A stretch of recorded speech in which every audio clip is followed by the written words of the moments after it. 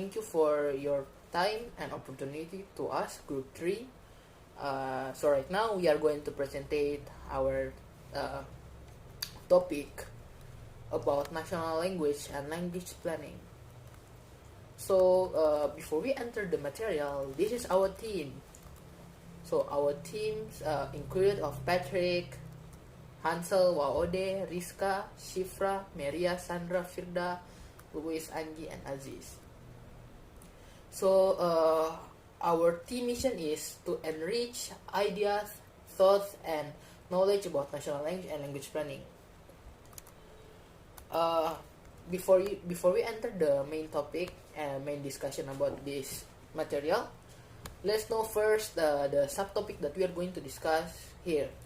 The first one is about national language, and the second is official and minority language, language planning, and planning for national languages, and the last one is the linguist role in language planning.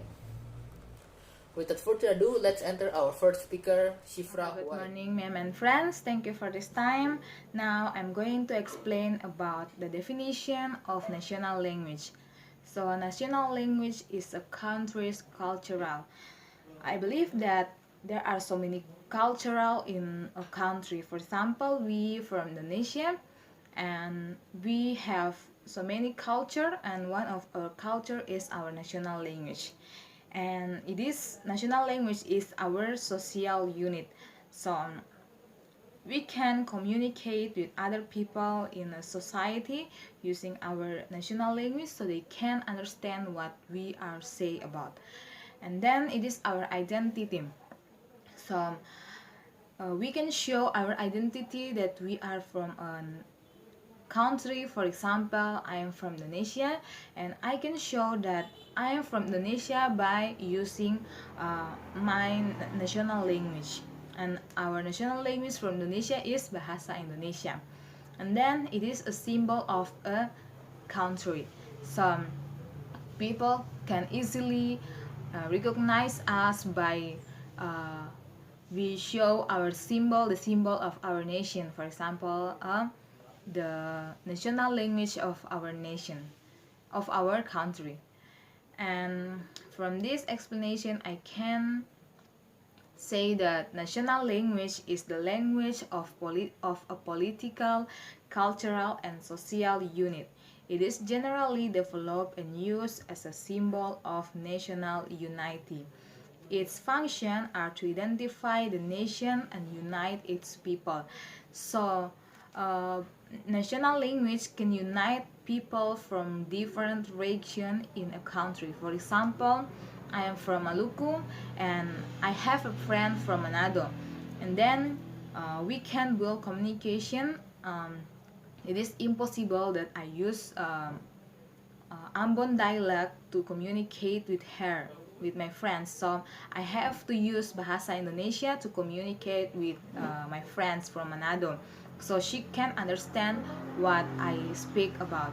So in this case, national language has an important role to unite many people from other region in the same country. So maybe that's all from me.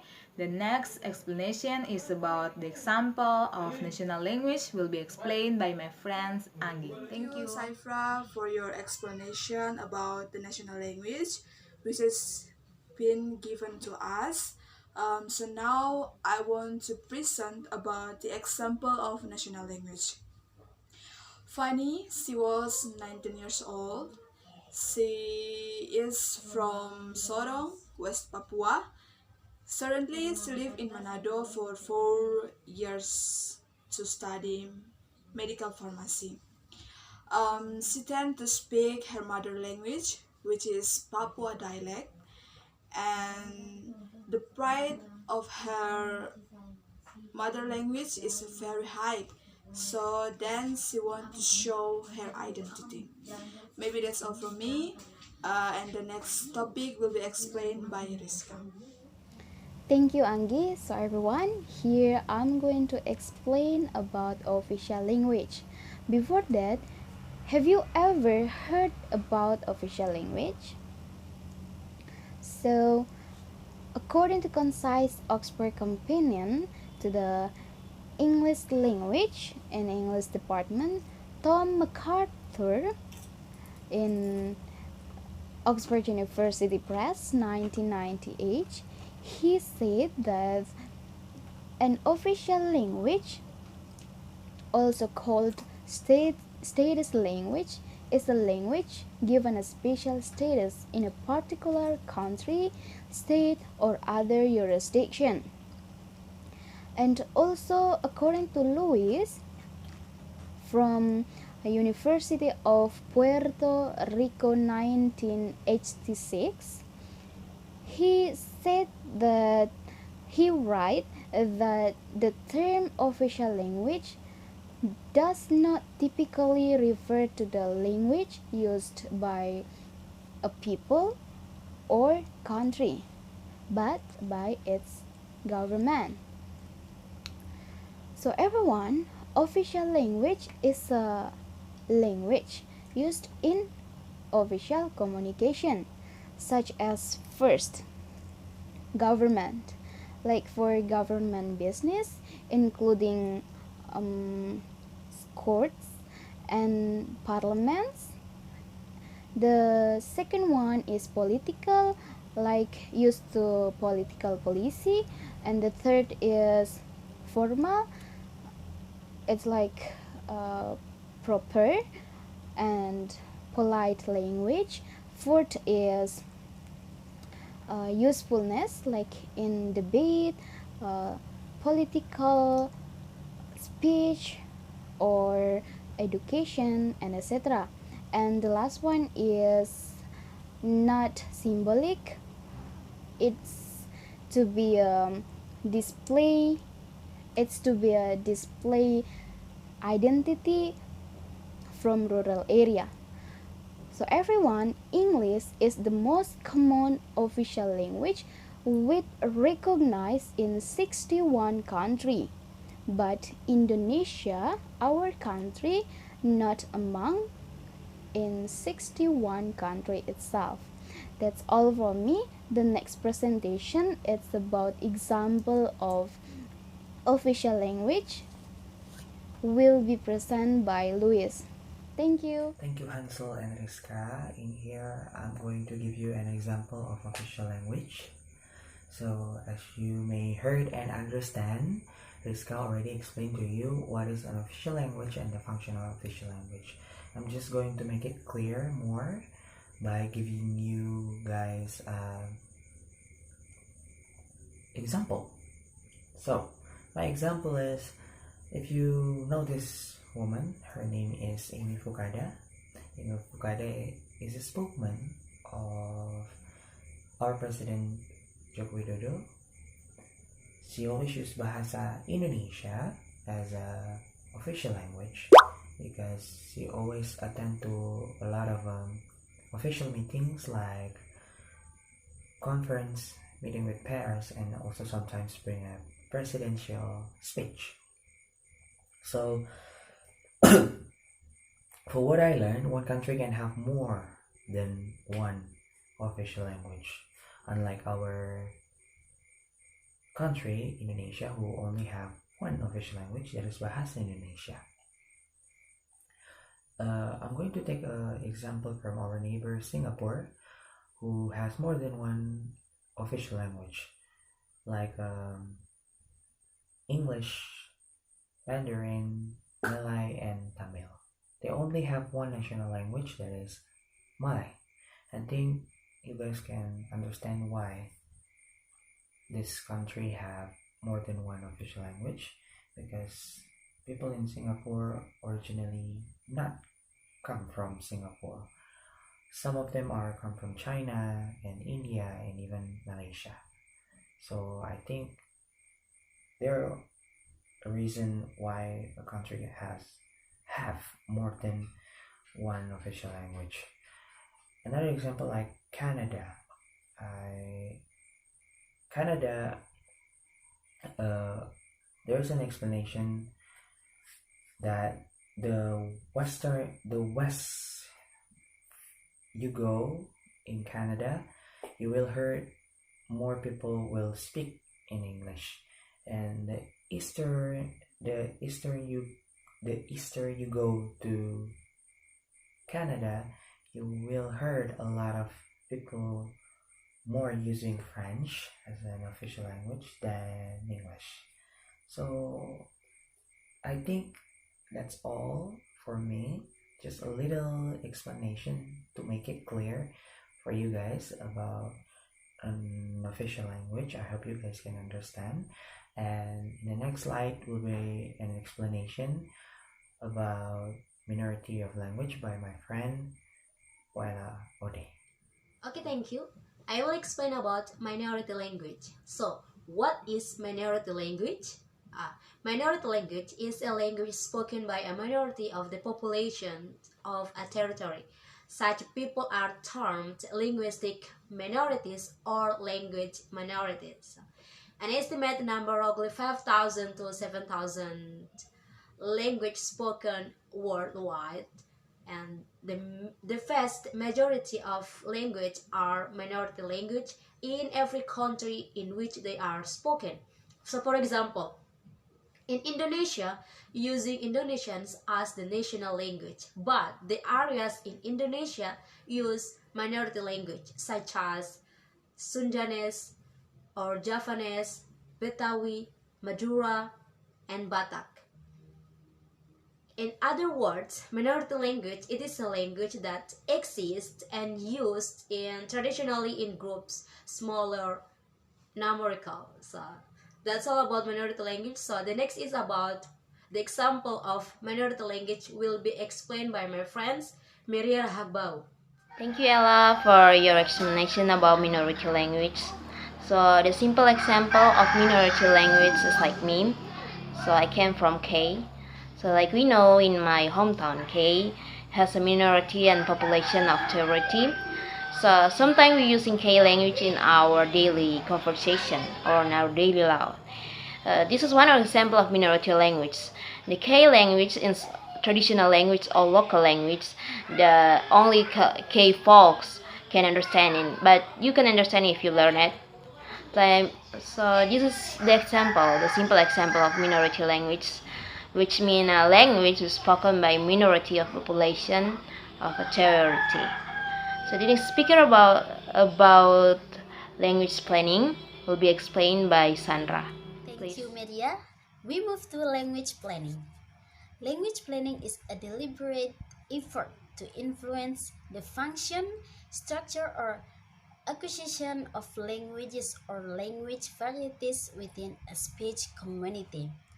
According to Robert L. Cooper, 1989, defines language planning as the activity of preparing normative orthography, grammar, and dictionary for guidance of writers and speakers in an unhomogeneous speech community.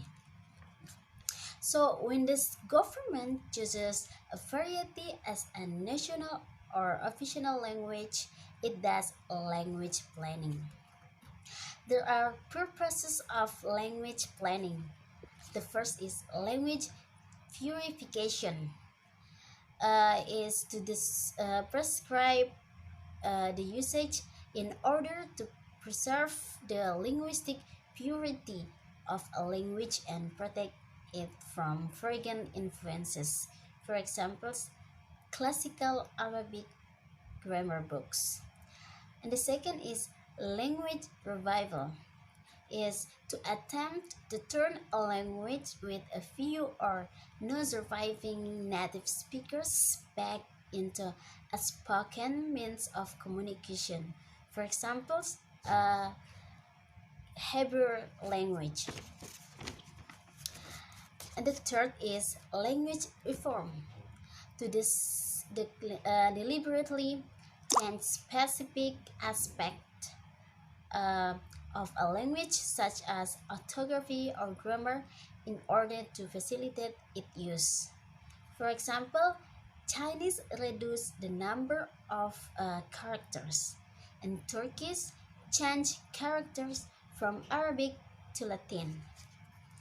And the fourth is language spread, to attempt to increase the number of speakers of one language at the expense of another. For example, the spread of Spanish in Paraguay at the expense of the native language Guarani. And the fifth is terminology unification. To develop unified the terminologies primarily in the technical domains, for example, the Arab Language Academic. And the last is language maintenance, to preserve the use of groups' native language as a first or second language where pressure cause a decline in the status of the language. For example, Southeast Sulawesi people who live in Ambon, they still use the Buton language as their first language. That's all from me. The next slide will be presented by Firda Angelica Lui. Okay guys, I want to explain about planning for a national language. Many countries have considered the development of national language as a way of symbolizing the unity of the nation. During the last 100 years, nationality and independence have become very important political issues throughout the world. In the struggle to establish a distinct national identity and for independence from colonial rule, the development of national language often played an important role. The symbolic value of the national language as a unifying point in the struggle from independence quickly. Planning for an official national language, there are four various steps involved in developing core on. The first one is selection. It is the process of selecting a language from an actual one of developed into a standard language, a term used to describe the choice of a variety of language to fulfill certain function in particular society. And the second one is codification. The codification process is also referred to as a structural standardization procedure. Creation of linguistic standard or norms from selected codes. It is divided into three stages consisting of paragraphization, grammaticalization, and lexicalization. And the three last is elaboration. Extend its functionality for use in new domains. The development of technology and language style confined to meet the cognitive demand of modern life in technology. Its main area is the production and dissemination of new terms. And the last one is implementation. Increase prestige and encourage people to develop pride and loyalty towards it. Language planning is defined most simply as in international exchange of language. Language planner generally focus on specific language problems. Language planners generally their focus problems. Their role is develop language use politely that will appropriately solve problems in given language community. According to Muslis and Oka, every society that loves its language will want its language to be designed, controlled, developed, and modern. In countries that are developing language society, they still discuss the national language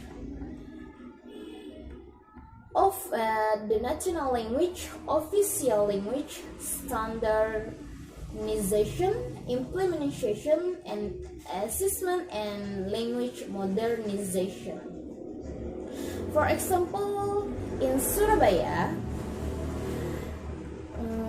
where I live now, many use their native language, such as from Ambon, Jakarta, and Bandung. But if they communicate with other people, they use non-standard Indonesia and assessment, and they still we use when communicating. And that's all for me.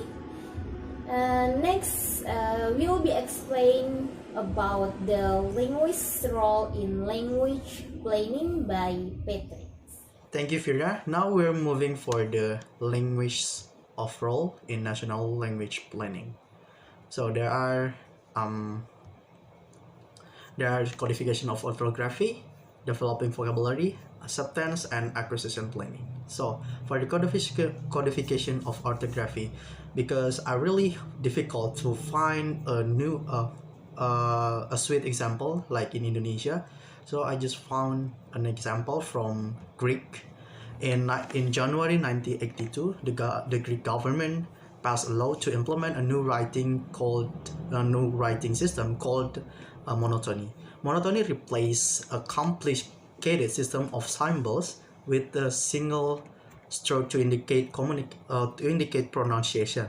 Until this law passed, the Greeks used a system introduced after Alexander the Great spread the empire to make Antonian pronunciation clearer for foreigners.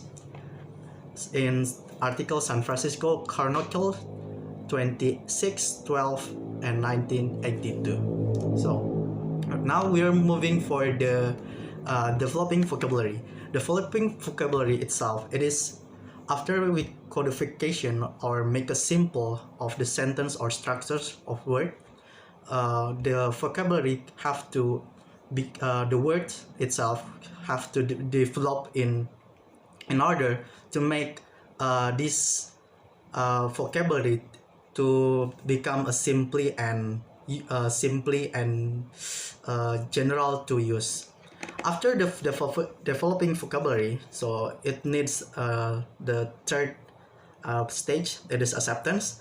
After the acceptance, the government should make a plan of acceptance in order to share to publicity of this word, the new word of or term that have used. And after the acceptance, the government also to make acquisition planning. So the acquisition planning is such like the government should make the new words to into in several places or several chance or like academical for the literature or maybe on court or doing debate. So the word itself after the government have found or make it simplified, of course the government should do publicity of the words in the public, and in order to the publicity or the society can use the new words. Thank you. Okay, thank you. So everyone, this is our conclusion. So national language is the main language of a political, culture, and social unite. It's generally developed and used as a symbol of national unity. The difference between a national and official language is the one spoken by the majority of people in the country, whereas the official language for business. Language planning is when the government planning chooses a variety as a national or official language. That's the language planning. Okay, thank you, and that's the end of our presentation related to national language and language planning. And I'm as moderator from group 3, just going to remind for other groups that you could only ask once each group, so use the chance carefully and wisely. And we are from group 3, can't wait to see others group in next Wednesday. And we are going to try answer all of your questions. Okay, thank you and bye bye.